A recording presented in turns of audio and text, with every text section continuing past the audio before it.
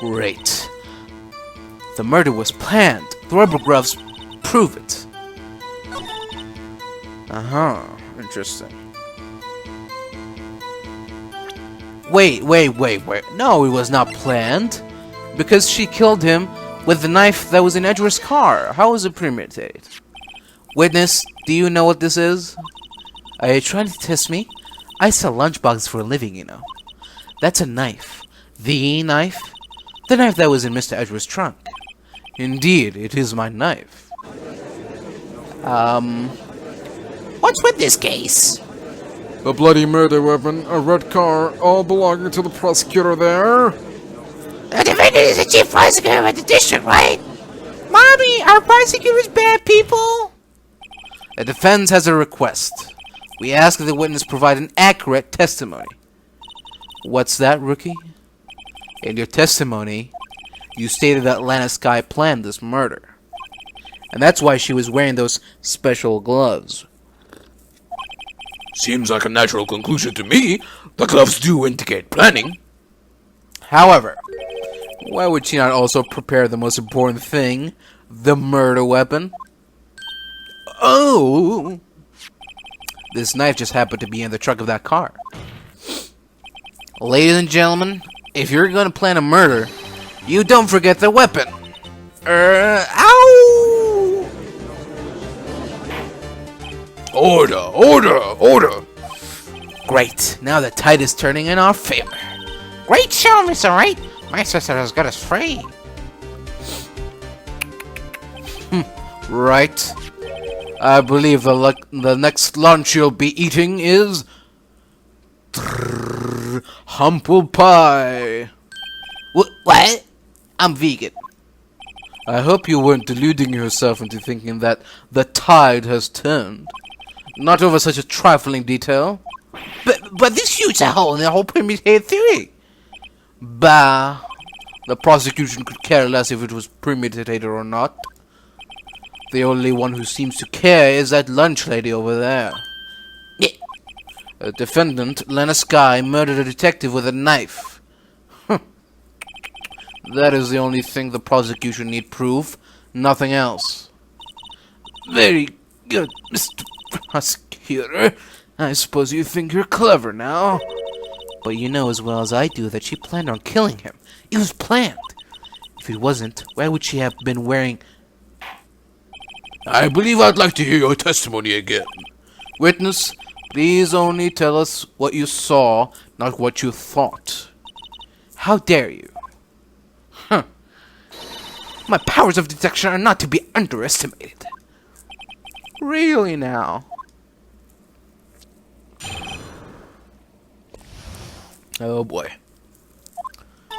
Lana Skye intended to murder Detective Goodman. That's why she called the victim all the way to the prosecutor's office. I'm sure the chief prosecutor had a grudge against the victim. Nothing else could drive that human machine to plunge a knife in again and again. The victim was summoned from the police department to the prosecutor's office. It does sound like a lot like premeditation, doesn't it? So, if I ordered a pizza, does that mean I'm planning to kill the delivery boy?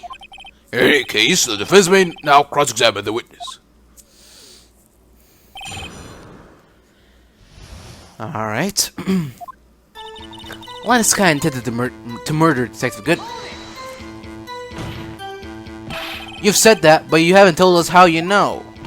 That's what I'm about to tell you, rookie. I believe what she just said was a mere prelude to the story she is about to tell. Try not to interrupt her again. Rookie. Never interrupt a storyteller. It's like pulling out a bun out of the oven half-baked. Something's half-baked here, alright? And it's you!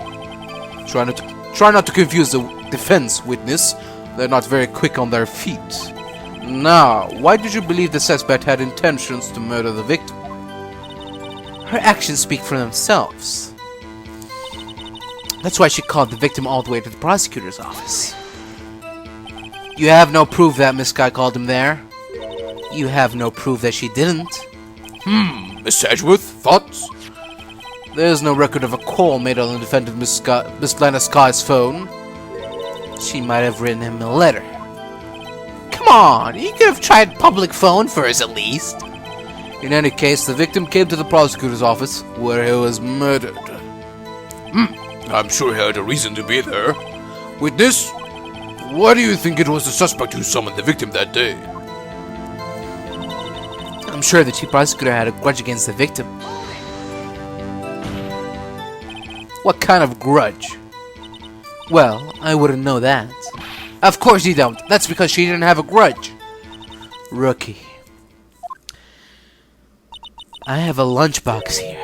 Now, what's inside? How am I supposed to know? See, we agree there is a lunchbox here, but we don't know what's inside. A person's life is like a lunchbox with pretzels. Don't you agree? I get it. That's why my lunch was so salty. This judge isn't very good with metaphors. The suspect had a grudge against Detective Goodman. Will you tell us your basis for thinking this? It's simple. Nothing else could drive that human machine to plunge the knife in again and again. A human machine? That's a contradiction!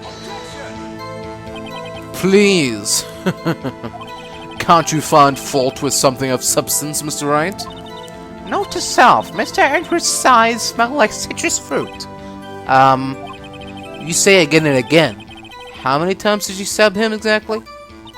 We often say chop into 1,000 pieces, but we don't actually mean 1,000 pieces. What difference does it make if the deed is done? How come she's getting mad at me? Let's just say she stabbed him several times and leave it at that. Leave it at that? This is a murder case, people. Mr. Wright, you should speak up if you have an objection, you know. Miss Story is turned out to be as short-tempered as she looked when we met her. Challenging her abilities as a detective really sets her off. The short wick burns out the fastest. It's scientific fact. I wonder, wouldn't it depend on the size of the candle? I mean, add more wax, and even a really short wick will burn longer. Obviously, more scientific testing is required. Yeah, okay.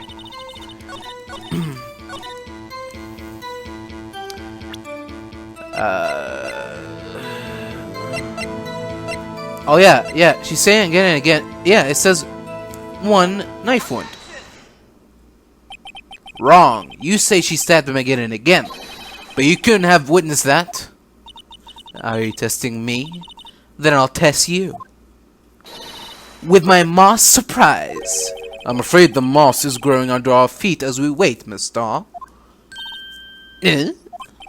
What do you mean? I don't see any moss under my feet. I shouldn't have explained this, but take a look. The autopsy report states that the death was due to a loss of blood from one stab wound. Aha! You're right! Good show, Miss Edgeworth. What a hunk! He's my hero, really. What about my objection? No one noticed? Well, witness? You got the crime scene set, right? Oh, thanks. I always believed that no one could ever mistake ketchup for blood. But now I realize that such mistakes are possible. So, you're saying you mistook something for blood? When she lifted her knife, I thought I saw blood at her breast. Splattered blood from her victim. That's why I thought she must have stabbed him at least twice. Then tell us what you saw that you thought was blood. Testify. Yeah. Her red muffler looked like blood to me. That's how ghastly the whole scene was. What? Her red muffler? Yes, like a scarf. The chief prosecutor always wears one around her neck. So she can be easily hanged at a moment's notice, I suppose. She's right. Miss Sky was wearing a red scarf, wasn't she? But wait, isn't it odd that you mistook that for splattered blood? Well, people often mistake my beard for a bib. A judge with a bib. That's why this place feels so much like kindergarten sometimes. Actually, I do think I saw some traces of blood on her chest. However, the autopsy report is clear on this matter. There was only one knife wound. Apparently, Miss Starr isn't entirely sure of her own testimony. Mr. Wright, this is our chance! Chance for what, I wonder? Miss Starr has turned out to be as short-tempered. Alright. Challenging her abilities, show it. Oh, I don't know. Scientifically! Okay. Red muffler? I'm sorry, but you're wrong. I don't see a red muffler. Liar! Did you even take that photograph? Miss Starr, I demand an explanation. The witness is clearly not suited for detective work. What? The suspect was not wearing a scarf or muffler of any kind when she stabbed the victim. And you have proved it yourself with this photograph. Huh? But that... Ah! That can't be! Only a professional lunch lady could be so utterly clueless. Congratulations. Perhaps you finally found your true calling in life. Harsh words, but good. In the end, Mr. Edgeworth prevails. What was my objection? Chopped liver? But it was there. A scarf. No, not that, but something red. Really. Well now, where were we? The witness has given us an entertaining interlude, but back to our business. What? Very well, witness. Continue your testimony. You saw the crime and apprehended the suspect. Tell us about that. Very well. I do remember some things accurately, at least. Ultimately, we couldn't shake the most important part of her testimony. The most important part? The part where your sister stabs the victim. This next testimony might just be the moment of truth. Alright.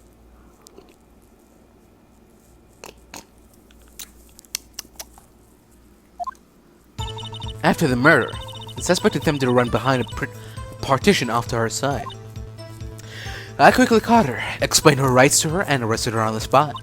Ah yes, when I arrested her she mentioned the muffler. That's what had me confused in my earlier testimony. The chief prosecutor made to escape, but against Angel Star, resistance is futile. You are quite determined about this scarf, aren't you? I strike like a snake and bite like a cobra. That's me, Angel Star. That wasn't a very good metaphor. First of all, a cobra is a kind of snake. Don't bother me with details unless you want to get bitten. No thanks! Note to self, Mr. Wright is weak against poisonous snake bites. I believe they are venomous. The chief prosecutor tried to resist, but her efforts were in vain. She knocked my hands aside, kicked over an oil drum. An oil drum? Hard to imagine. She is a woman, after all. Oh, she's beautiful but deadly. A predator, this one. A leopard woman. Rawr. Very well, Mr. Wright. Your cross-examination, if you will. Oh, boy. Oy vey. After the murder, the suspect attempted to run behind a partition off to her side. So where is this partition on the floor plans? I'm sure she means this wall next to the car.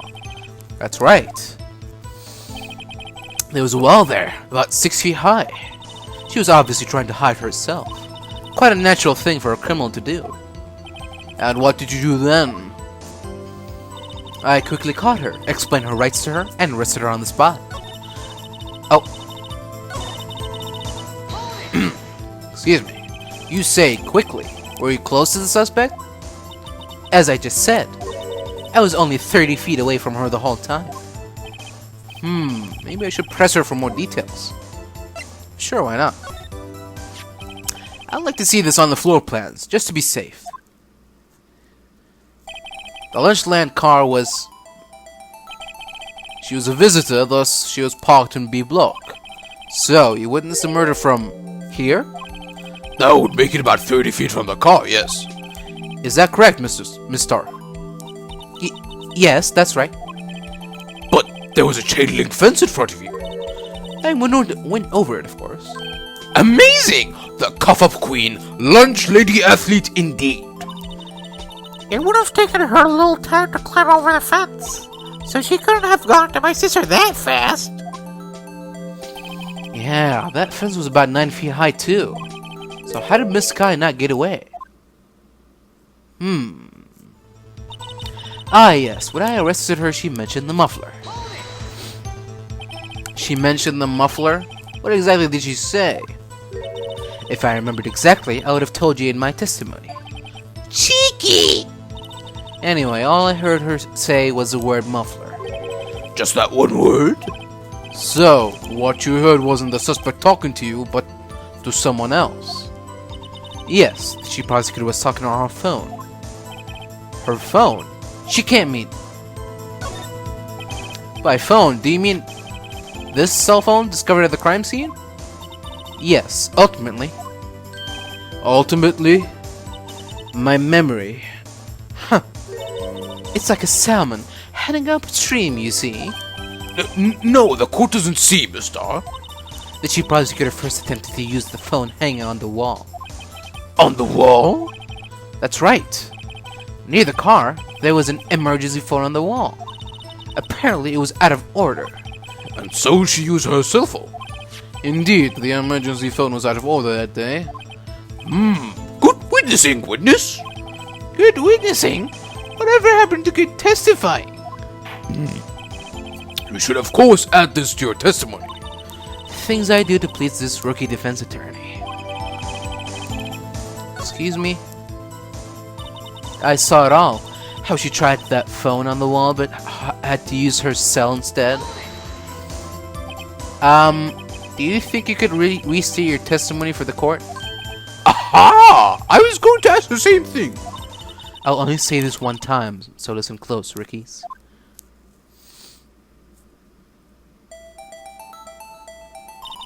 The chief prosecutor stabbed the victim and ran behind the partition.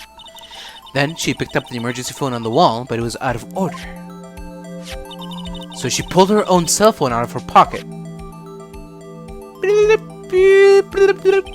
And During that time, you climbed over the chain link fence.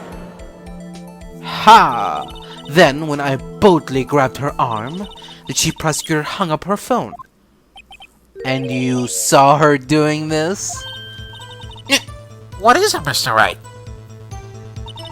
The chief prosecutor made to escape, but against Angel Star, resistance is futile. She made to escape? Can you be more specific? She brushed aside my hand and ran.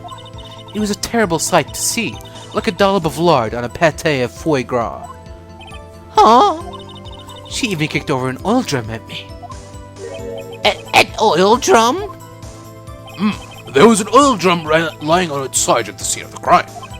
But it's strange. What's that? If she wanted to escape, why didn't she run the other way? The other... Ah! The parking lot entrance. That's right! It doesn't make any sense that she would run from behind the partition to the oil drums. But Excellent! More mysteries! I wish we could solve a few before finding more, though. So, Miss Sky tried to run. I'm sorry my sister is so suspicious, Mr. Wright. Not as sorry as I am. But she didn't do it! You have to believe me! After the murder, the suspect attempted to run behind a partition after her side. Okay, we're back to this again. Alright. You say you saw it all, but I seriously doubt that. There's something suspicious about this. Miss Star, I have to conclude that you have a personal grudge against Miss Lana Sky. The witness is a former detective. Her testimony is unmarred by personal bias. Well, who would have thought you would be my knight in shining armor, prosecutor? You who, together with the chief prosecutor, kicked me out 2 years ago. But, well, Miss Star, this is a fatal contradiction with your testimony. How do you explain this? I don't know what you're talking about. Mess with me, and I'll make you cough it all up. Let's look at the floor plans. You say you witnessed a crime from this point. However, if that's true, you couldn't possibly have seen Miss Sky making that phone call. I believe you see what I'm getting at. that emergency phone was on the back side of this partition. If indeed you were in B block, you couldn't have seen it. What? Work! Order! Order! What is the meaning of this? It's simple, Your Honor. She's not coughing up lunch, she's coughing up lies. That's quite a claim, Mr. Wright. Perhaps you will allow me a question. Tell us exactly what lie this witness has told the court. Here's where the counterattack begins. I can't afford to get this wrong. The witness lied about Miss Sky tried to use the emergency phone, but he was out of order. What is significant about this fact? Nothing. Therefore, it would be pointless for Miss Star to lie about it. Pointless to lie. I see. But say the witness did actually see Miss Sky using the emergency phone. It would mean Miss Star witnessed the crime from a different location. A different location? Now that's a pointless lie if I've ever heard one. Before you call my lie pointless, at least let me tell it. Let me ask a question to our clever wordsmith, Mr. Wright. Just where was the witness when she saw the crime?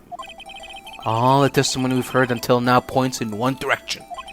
The place from where Miss Star witnessed this crime was here. This is the only place where she could have been. The security guard room. Indeed, the security room in the underground parking lot is well positioned.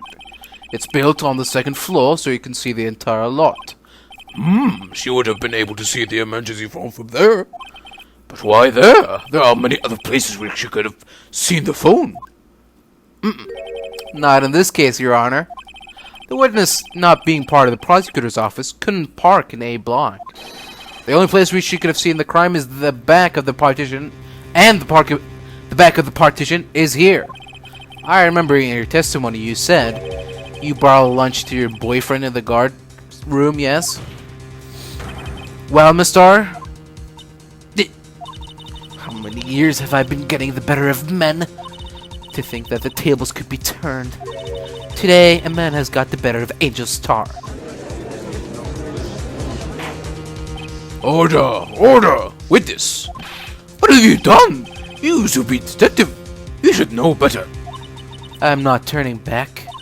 The guilty will be punished, and I'll do what I must to make sure justice prevails. The guilty? Is she talking about Miss Sky? Mr. Wright, doesn't this strike you as odd? Why did Miss Star lie? It doesn't make sense. Huh? She could have just said she saw the crime from the security guard station. It wouldn't change anything. Exactly. This photograph tells all. It was the defendant who stabbed the victim. That truth still stands. It still stands? I disagree, Mr. Edgeworth. What? If a witness is found to be lying, they're guilty of perjury. Perjury. She knows this. She won't risk that without a good reason. So, tell us what her reason was, Mr. Wright. Huh? Me? Who else? Mr. Wright, let's review what we know. Miss Star witnessed the crime from the security guard station. But she lied and said she saw it from B block. It must make a vital difference. But what? What would change? The distance to the crime. It changes the distance between her and the scene of the crime. My condolences, Mr. Wright, but one look at the floor plans and it's quite clear. The distance between the scene of the crime and the guard station is 30 feet. I don't see how that would change what she could see. What she saw is not in question here. What matters is the time it would take her to reach the scene of the crime. But, Miss Star, you witnessed a crime from the security guard station. Now, how long did it take you to go from there to the scene of the crime where you arrested Miss Sky? Well, with this... Yes?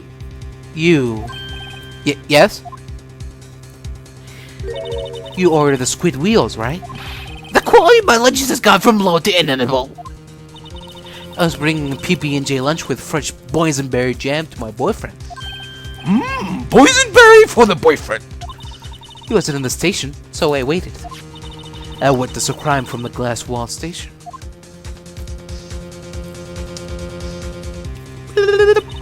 And before I knew what I was doing, I found myself running towards the sea. But the door was locked. I couldn't open it.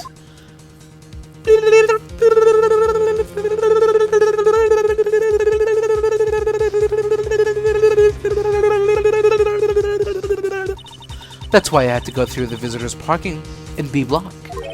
That's quite a detour. It probably took me at least 5 minutes to get to the scene of the crime. 5 minutes? This changes things considerably.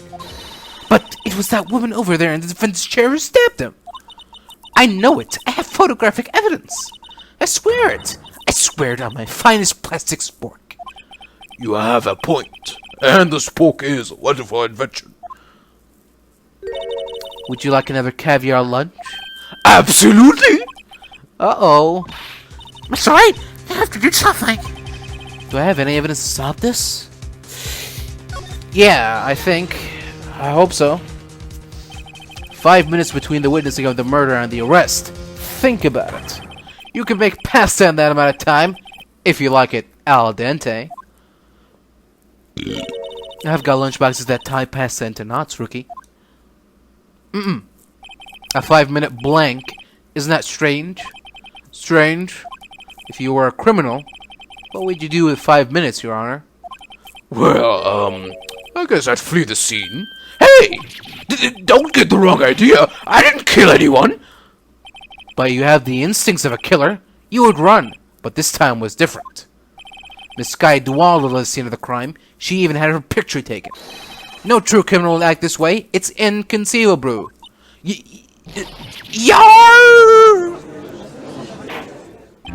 Well then, it seems we've come to the end of this testimony. The witness has a grudge against the defendant and a blank in her testimony. Mr. Edgeworth is the next witness ready to go. Unfortunately, I appear to have overestimated this witness on account of her professional history. We did it! We screwed that can shut, Mr. Wright. That was too close. I'm afraid that the cuff-up queen has been dethroned. And with that, court is adjourned. Hold it. Mr. Edgeworth, you ordered the squid wheels, right? That's the one she tried to force over me! I preferred not to take the defense team's leftovers. Anything else to say? I might be able to save you. I have decisive evidence. What was that? Is this another one of her trick lunchboxes? My apologies, but we have no further questions to ask of you, Mr. Starr. Ah. Is this your jumbo lunchbox? Woohoo! A triple-decker! Out of deference to the witness's determination, I'll allow one more testimony. Let's hear about this decisive evidence. Like the Lunchland motto says, you won't be disappointed.